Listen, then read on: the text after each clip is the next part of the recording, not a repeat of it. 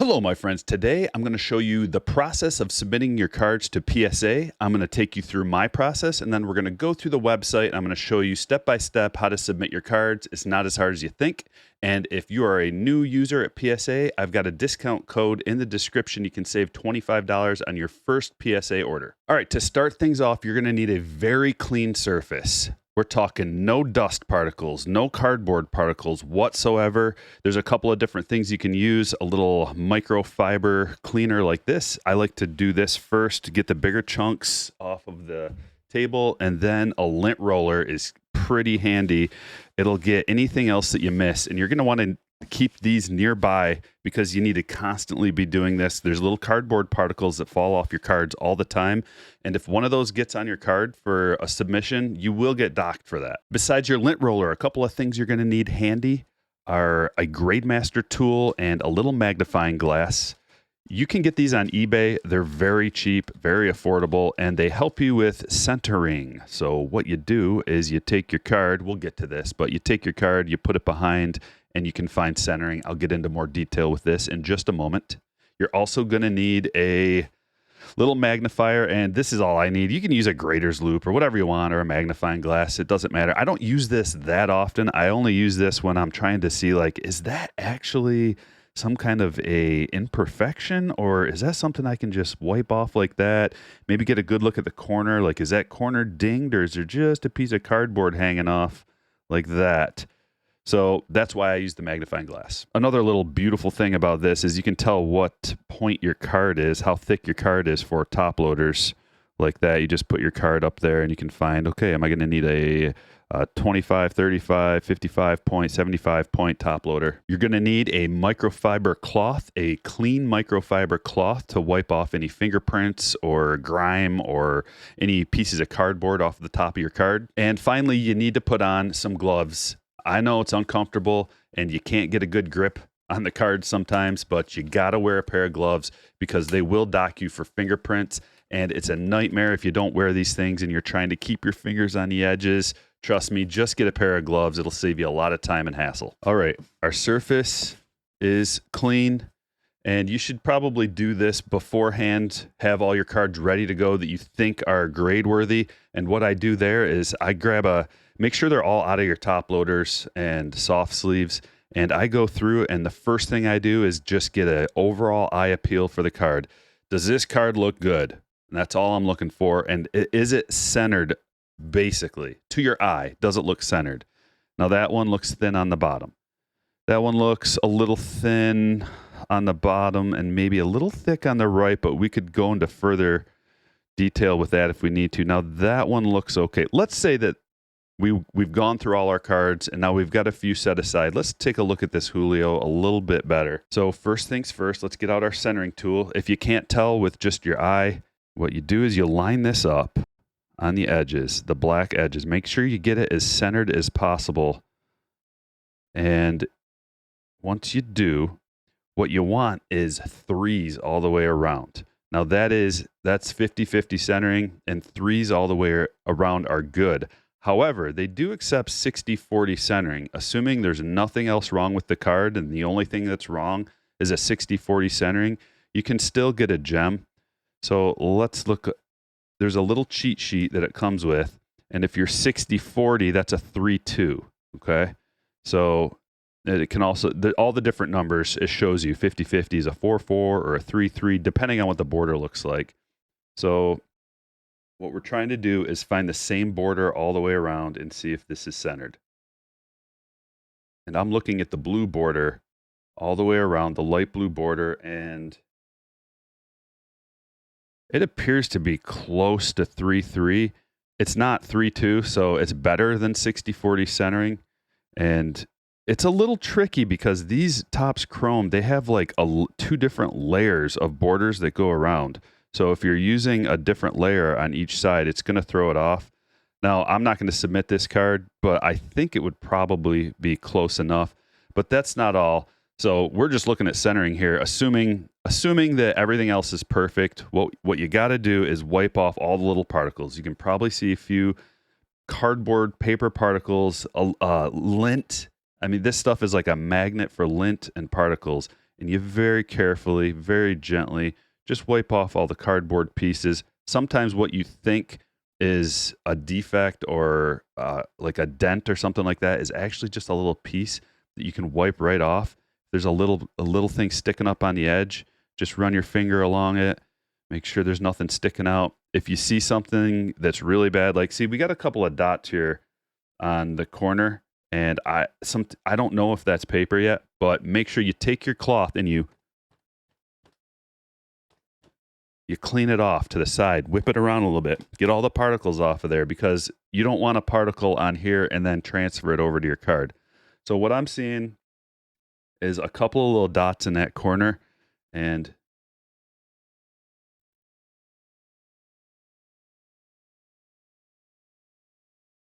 look, it just came off. So all it was a piece of cardboard from the cutting of the card that was on there.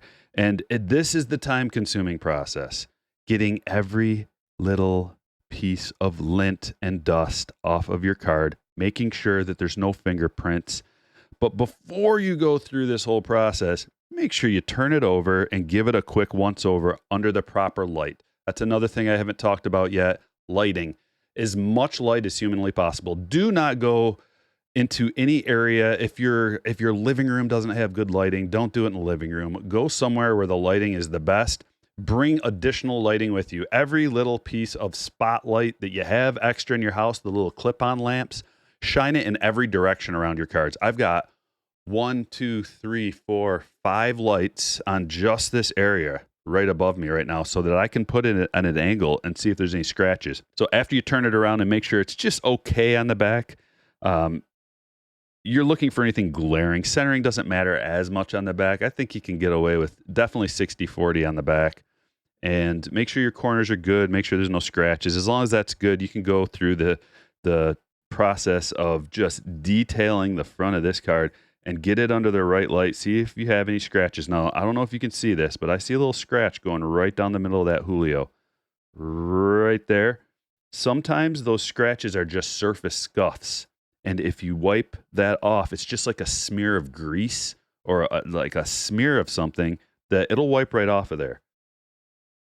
And if you can get that off like that, then it's good to go. Sometimes it's deeper, and just like this is a very thin. See, you can see it if you get it under just right. It's a very fine, thin scratch. I probably wouldn't even submit it then. If there is any imperfection that I see, I'm probably not submitting it. I'm waiting till I have a card that, to me, looks basically perfect. Maybe one tiny minor flaw that might be able to pass through and still get a 10. Now, here's an actual card that I'm going to get graded. I see a little piece of dust. Like, I'm not kidding. Keep this thing at your right hand or left if you're a lefty. Constantly be using that, getting the particles off. This is an actual card that I'm going to submit. I already went through. Looks pretty good, looks pretty centered, and you need card savers. These things right here, this is what you use to submit. Make sure there's nothing on here. Look, there's a hair on here. And if your card saver has any imperfections, don't use that either. I'm going to get a new one. There was a hair on here. There's some dust particles, so I'm just going to grab a new one. And I use these right here. They're the oversized semi-rigid holders from cardshells.com. Use the code STRIKEFORCE and get a discount on your order. These are the best ones that I've found on the market. They fit the cards better. Sometimes you can get these card savers, and they're just a little bit too small, and it feels like it is not a good idea. This one's got a little dust on it. I already opened these. There's a good one. But it's not a good idea to try to cram your cards into a card saver that's too small. So grab the lip, open it up first. Then we're going to put our card in, and I'm going to try to keep it as centered as possible. See, here's a little, I'm so picky, you guys. Like if I see one piece of anything, I'm getting it out of there. There's no room for dust particles or paper particles. And we slide this in here, try to get it, be gentle, but you want to try to get it centered in here. And that's all you got to do. You don't need to put a little tab or anything else on there. The card is good to go in that condition. The next thing I'm going to do is walk you through the PSA website. We are at psacard.com on the landing page here, and this is where you will see some different specials that they have. You can go up to services and prices, which is the first tab up top, and it'll show you different pricing categories for different cards. This is August of 2024. The current sale that they have is the bulk TCG for $14.99. Also, the value bulk, if you join the Collectors Club, which I'm part of because I submit quite a few cards, I would suggest joining the Collectors Club. You can get a discount. So $18.99 for your value bulk, up to $500 in declared value. The turnaround time is 45 business days. It's got some details down here, 20 card minimum for each era, includes standard imaging of the front and back, and it's exclusive to PSA card members. Now, if you're not part of the club, you get the value, which is $24.99. So you're saving quite a bit of money just by joining the Collectors Club. And there's some different categories, value plus. It's a quicker turnaround. There's regular. This is a declared value up to $1,500, and that's a really quick turnaround, 10 business days, and so on and so forth. You can check all this out. Once you're ready to start your submission, you're going to go up in the top right. It says submit. Click that button, and it says right here, build your card submission. Start. We're going to do a new submission, and it may have a two-form authentication that they send you a little code to your cell phone just to double verify who you are. New submission, and here you have a few options. The only one that I use is trading cards on top, but if you're submitting oversized cards or packs or tickets, there's other options here. So go to trading cards, click submit, and then here's some more options, but just the top one is what I always use, grading. So if you want the dual service, this is if you have an autograph that you got in person. So if, let's say you went to a game and got someone to sign a card, you would want the authentication of that autograph, but I've never even done that before. You can get a review, a crossover from a different slab into a PSA holder, and a reholder that you can send an old PSA slab and they'll put it into a new holder. We're just using grading. Select and continue. And here we have a whole bunch of options. Usually it'll have on top the specials. This is a TCG special. That's not anything I'm interested in. They also have an NBA special with a 10 card minimum and an NHL special this month, $15.99. Those are good prices. But what we're doing is value bulk 1980 to present. This is for modern cards, ultra modern cards. So we're going to click that button, and then we're going to hit select and continue. This is the main spot where you're going to be hanging out for a while, depending on how large your submission is. They made it very easy. You go to the top and you start typing in what card it is. We're going to be using the Colton Cowser Radiating Rookies, and you can turn it over on the back and get the number if you need it, information on the bottom with the year of the card, and all we got to do is go up top and type in what it is. 2024 Topps Chrome Radiating and Cowser. It's just like a search engine, so you don't got to be super particular. Let's see if it's even in here. This is a new card, 2024 Topps Chrome Radiating Rookies, Colton Cowser. That's what the card is. It's RR4. RR4 checks the box. You just click it, and then we go down to quantity. We've only got one. Declared value. It says enter the estimated value of your item for maximum protection against loss or damage. So how much is this card? You can get detailed and go into it. So I go to eBay, type in Cowser Radiating, and it looks like this is, let's see if there's a sold one. We can get an accurate sales price. Now these are raw, so they're going to be kind of all over the place. It appears that that is about a $100 card, raw. So we go back here, total declared value. I'm going to put $100 on it, and then we hit save. So what that does is it starts populating your order. Here we have right down here, Colton Cowser Radiating Rookies, $100 value. So you keep going with your submission until you've entered in all your cards, and then this is the next step. All right, I've got all my items entered in.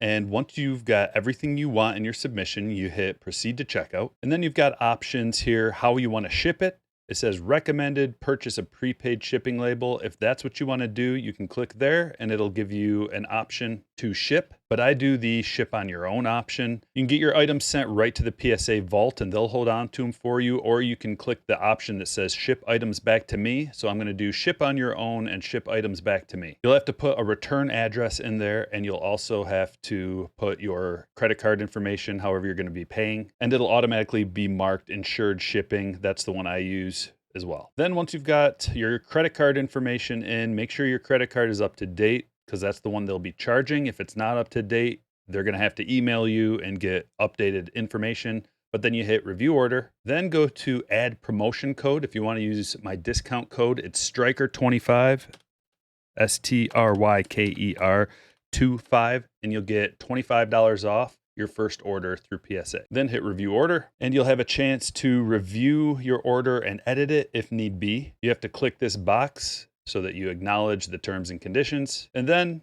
place order. At this point, it says your submission form has been successfully submitted, but that's not the last step. It'll tell you some steps here to arrange and package and ship your items. It says to put your cards in semi-rigid holders, which we've done. It says do not place labels, stickers, or any writing on the outside of your card savers. And it's very important that your collectibles are in the order on your submission form. So before you pack everything up, make sure it's in the correct order that you submitted it in, or else there's going to be a 5% service charge. For packaging, protect your items so they don't get shifted around or damaged. They suggest you put all of your items in proper order between two larger pieces of cardboard and then secure the whole bundle with rubber bands. Then bubble wrap, and then place it in a sturdy box. Make sure you put packing material all around your cards. I would use bubble wrap. And if your box isn't that sturdy, you can always reinforce the outside of your box. There's 2 copies of the submission form you're gonna print out. On page 1 of all the submission forms, type or write the total number of orders and the total number of items in your package. If you're just sending in one order, it's just one order, but how many items are in there. And you're also going to include the second copy, and you don't need to do anything with that. That's just for PSA. And you can find more packaging instructions with the link right here. And then you're going to have this submission ID label, and this submission ID label is going to be printed off with all of your other sheets. I use a label, like a printing label that's sticky, and you're going to put this label on the outside of your package. If you've got multiple orders, you're going to need to click here, and then you can start another submission within the same order. I don't do that a whole lot. I just usually ship one order per box. And here's the address that you need to use depending on what shipping service you're using. If you're using USPS, which is what I use, you're going to ship to CU Receiving, PO Box 6180, Newport Beach, California 92658. And if you're using FedEx, there's a different shipping address that you use. Then you take your package to the post office and you're all ready to go. I prepay. If you don't prepay for your package through USPS.com or whatever shipping service you use, you're gonna have to pay for it. Wait in line at the post office and pay for it then. I hope this was helpful to you. And remember, use Stryker25 for $25 off your first PSA submission. Let me know what you think in the comments below. Thanks for watching.